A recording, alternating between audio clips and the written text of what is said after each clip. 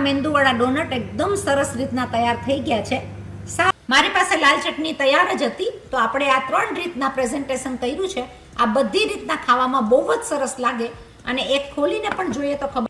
જ્યારે સવારમાં કંઈક એવો નાસ્તો બનાવવાનો હોય કે જે છોકરાઓને પણ ભાવે અને ઘરના બધાને ભાવે, તો મારા મગજમાં આવી ગયું કે ચલો એવા કંઈક વસ્તુ બનાવી નાખીએ જેને મેં નામ આપ્યું છે મેંદુવડા ડોનટ. તો આપણે બનાવી નાખશું શેના? લઈ લઈએ છીએ આપણા કબટમાંથી. ચાલો મારી સાથે. આપણે લઈ લીધું છે સૂજી અને ચોખાનો લોટ. તો ચોખાના લોટ અને સૂજીના એટલા સરસ મજાના મેંદુવડા પણ કહેવાશે અને મારા છોકરાઓએ નામ આપી દીધું છે ડોનટ. તો ચાલો બનાવીને જોઈએ કેવા થાય છે મારી સાથે. ભાઈ છોકરાઓ બધા જ ખાવાના છે એટલે હું લઈ લઈશ થોડું એવું ચીઝ અને એની અંદર લઈ લઈશું આપણે મસાલેદાર સ્વાદિષ્ટ બધો મસાલો. તો મેં લઈ લીધું છે. મેં મારા ચીઝના આવી રીતના પીસીસ કરીને ફ્રીજમાં રાખી દીધા હોય છે, તો આ બહુ સહેલા પડે કે મને જ્યારે પણ કામમાં લેવા હોય ત્યારે તરત લેવાઈ જાય. તો હું ચીઝને ખમણીને લઈ લઈશ. ચીઝ પણ તમે લઈ શકો અને તમે લઈ શકો આની અંદર બટેટા પણ. બટેટાનું પણ પૂરણ તમે લઈ શકો જો તમારી પાસે બટેટા હોય તો. અને વેજીટેબલ્સ પણ મિક્સ કરીને તમે આમાં નાખી શકો. આ રેસીપી બહુ જ સરસ થતી હોય છે. દાળ સાથે પણ ખવાય, ચટણી સાથે પણ ખવાય, સોસ સાથે પણ ખવાય અને લાગે એકદમ સ્વાદિષ્ટ. ચલો, મને જોઈતા પ્રમાણમાં જેટલું ચીઝ જોઈએ છે એટલું હું લઈ લઈશ. મેં મૂકી દીધી છે મારી પેન ગરમ કરવા. એની અંદર હું લઈ લઈશ 1 ટેબલ સ્પૂન જેટલું તેલ. તેલ ગરમ થતાની સાથે હું લઈ લઈશ અડધી ચમચી જીરું. જીરાને આપણે ધીમા તાપે સોતળી નાખશું જેથી કરીને એનો કલર થઈ જાય એકદમ સરસ અને જીરું પાકી જાય. ચલો ભાઈ, જીરું તો આપણું તૈયાર થઈ ગયું છે. મેં લઈ લીધો અડધો કપ સૂજી. સૂજી તમે ગમે એ લઈ શકો, જાડી પાતળી તમારી રેગ્યુલર જે ઘરમાં યુઝ કરતા હોય એ પણ તમે સૂજી એની અંદર ચાલે. મેં લઈ લીધો છે 1/2 કપ સૂજી, 1/3 કપ ઓફ ચોખાનો લોટ. આ થઈ જશે એકદમ હેલ્ધી નાસ્તો, કારણ કે આની અંદર મેંદાનો લોટ નથી. આપણે આને શેકવાનો નથી, આનો બ્રાઉન કલર કરવાનો નથી, પણ આપણે એને થોડોક એવો શેકીને આ જ કલરમાં રોસ્ટ કરી નાખશું અને આ થઈ જશે એકદમ જ સરસ મજાનો ગરમા ગરમ નાસ્તો. તમારા ઘરમાં જ્યારે પણ તમને આ ગરમ ગરમ નાસ્તો ખાવો હોય તો તરત જ થઈ જાય. 10 થી 12 મિનિટની અંદર બધી વસ્તુઓ રેડી રાખીને તરત ને તરત ગરમા ગરમ નાસ્તો થઈ જશે. જો આપણો કલર પણ નથી બદલાણો અને આપણો રવો અને ચોખાનો લોટ શેકાઈ પણ ગયો. લઈ લેશું એમાં માપ પ્રમાણે મીઠું. હું લઈ લઈશ આની અંદર અડધી ટીસ્પૂન જેટલું ચીલી ફ્લેક્સ. શેકાતી આ વસ્તુની અંદર આપણે લઈ લઈશું માપથી પાણી.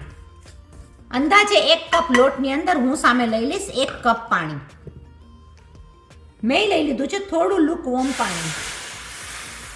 પાણી નાખતાની સાથે આપણે આ બધું મિક્સ કરવા માંડશું જેથી કરીને લમ્સ પણ ના પડે અને ગાંઠા પણ ના થાય. તો આપણે આ બધું મીડિયમ ધીમા તાપ ઉપર જ આ બધું કરવાનું છે. આપણે મિક્સ કરીને એનો કરી નાખશું ડો તૈયાર. જેવો શેકાતો જશે પાણીની અંદર એવો જ એનો સ્વાદ એકદમ વધતો જશે અને શેકાઈને થવા માંડશે એનું બાઇન્ડિંગ તૈયાર. તમે જોઈ શકો કે ઓટોમેટિક એનું બાઇન્ડિંગ સરસ મજાનું તૈયાર થવા માંડ્યું છે. એને આપણે હલાવતા પણ રહેશું. આની અંદર ચીલી ફ્લેક્સની જગ્યાએ તમે મિક્સ વેજીટેબલ્સ પણ નાખી શકો, અલગ અલગ ઘણા મસાલા નાખી શકો. ચીઝ તો આપણે લેવાના જ છે. ચીઝની તૈયારી ન હોય ને બાફેલા બટેટા હોય તો બાફેલા બટેટા પણ તમે લઈ શકો. આના થઈ જશે તૈયાર એકદમ જ સરસ ઇન્સ્ટન્ટ મેંદુવડા પણ કહી શકાય અને એને આપણે ડોનટ પણ કહી શકાય. તો હું તો છોકરાઓને નામ આપી દેતી હોઉં છું કે મેંદુવડા ડોનટ બનાવ્યા છે. રાજી રાજી થઈ જાય. સંભાર સાથે છે કે ચટણી સાથે છે કે સોસ સાથે છે, એ લોકોની પાર્ટીઓમાં પણ ચાલે, પણ થતા હોય છે બહુ જ સરસ. જુઓ તમે, વાતમાં આપણે જે હલાવીએ છીએ એમાં એનું બાઇન્ડિંગ થવા પણ માંડ્યું અને સરસ રીતના એણે પાણી પી લીધું છે. તો આ થઈ ગયો છે આપણો લોટ તૈયાર. ગેસની ફ્લેમ કરી નાખશું બંધ. તમને નજીક લઈ આવીને પણ બતાડું કે આ બહુ જ સરસ દેખાતો લોટ એકદમ સરસ રીતના પાકી ગયો છે. આપણે બધું લોટનું મિક્સિંગ જે લાગી ગયું તે બધું કાઢી લીધું છે. ઢાંકીને થવા દેશું 2 થી 3 મિનિટ. સ્ટીમની અંદર પાકવા માટે આપણે રાખી દેશું.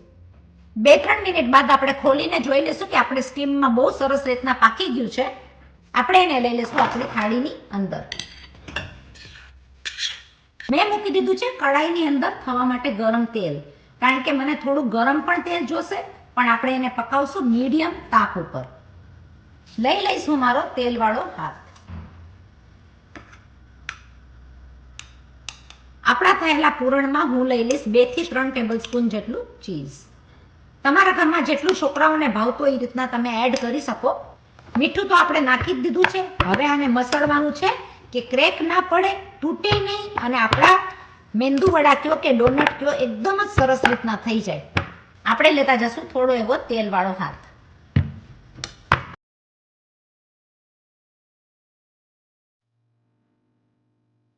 આપણો આ ડો એકદમ સરસ મજાનો તૈયાર થઈ ગયો છે. બનાવવામાં એટલું જ સહેલું છે જેથી કરીને છોકરાઓ પણ ફટાફટ બનાવી પણ શકે. લઈ લેશું ગોળ ગોળ રાઉન્ડની અંદર. તમને જે શેપ આપવો હોય તમે આપી શકો. વચ્ચે કરી નાખશું એના અંદર હોલ. થઈ ગયા ને મેંદુવડા. આ રીતના આપણે બધા વાળી નાખશું. લાગે છે ખીચું પણ. તમારી વાત એકદમ જ સરસ. અને આ ભાવશે છોકરાઓને બહુ જ સરસ રીતના, કારણ કે થશે એકદમ ફરસા. આપણે બનાવી નાખશું આ રીતના બધા ગોળ ગોળ રાઉન્ડમાં. ઘરની અંદર કોઈ પણ મહેમાન આવ્યું હોય તો તરત ને તરત આ નાસ્તો બની જતો હોય છે. દાળ હોય કે સંભાર હોય તમે પીરસી શકો આ ગરમા ગરમ.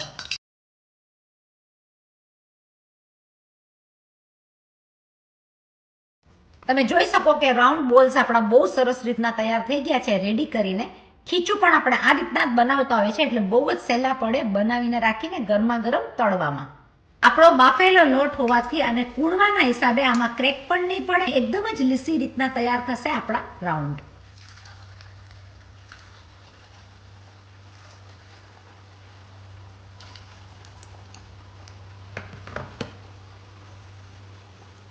એને તળાતા જરા પણ વાર નહીં લાગે. આપણે એને થવા દઈશું એકદમ સરસ ક્રિસ્પી. ભાઈ તૂટવાની દર તો જરાય લાગવાની જ નથી. તરત જ બની જતા હોય છે અને ફૂલી જશે ડબલ, કારણ કે છે સૂજી અંદર. આ આપણા મેંદુવડા ડોનટ એકદમ સરસ રીતના તૈયાર થઈ ગયા છે. સાવ સહેલી રીતના બની જતા આ જરૂર બનાવજો. જો મારી ચેનલ હજી સુધી શેર ના કરી હોય તો શેર કરજો, સબસ્ક્રાઇબ કરજો, લાઇક કરજો, કોમેન્ટ કરજો, બીજાને ફોરવર્ડ કરજો. આવી અલગ અલગ રેસિપીઝ ઘણી બધી મારી ચેનલમાં છે. એકદમ જ ક્રિસ્પી થઈ ગયું છે. ચલો ભાઈ, બીજા આપણા તળાતા થાય ત્યાં સુધી આપણે નાસ્તાની ડીશ તૈયાર કરી લઈએ. અને તમે 3 રીતના પ્રેઝન્ટ કરી શકો. મેંદુવડાને દાળની જેમ, મેંદુવડાને ચટણીની જેમ, અને લાલ મરચાની ભૂકી કા પેરી પેરી મસાલો તમારી પાસે હોય તો એ રીતના.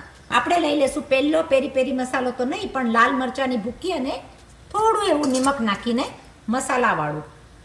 જેને મસાલાવાળું ભાવતું હશે એને આ બહુ જ ભાવશે. લઈ લેશું આપણો બનાવેલો ગરમા ગરમ સંભાર.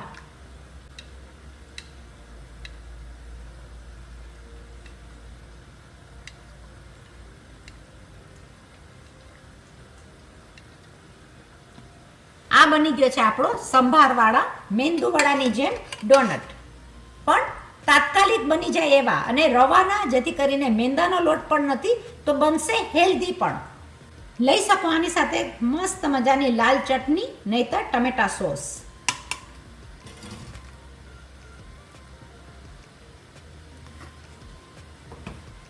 મારી પાસે લાલ ચટણી તૈયાર જ હતી તો આપણે આ 3 રીતના પ્રેઝન્ટેશન કર્યું છે.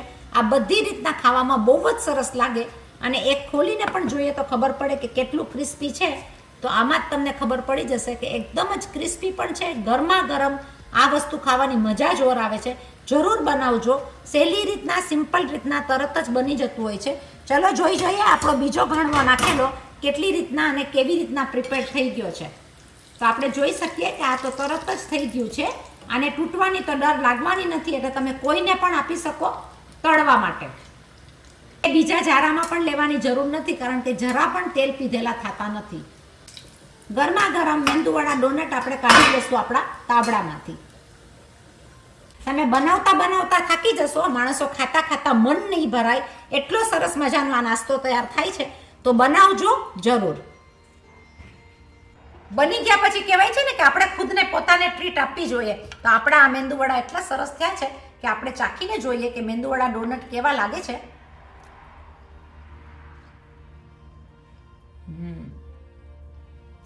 ખરેખર બહુ જ ફાઇન થયા છે. બનાવતા બનાવતા તમે થાકી જશો, પણ ઘરના બધા કહેશે આવવા દો, આવવા દો, આવવા દો.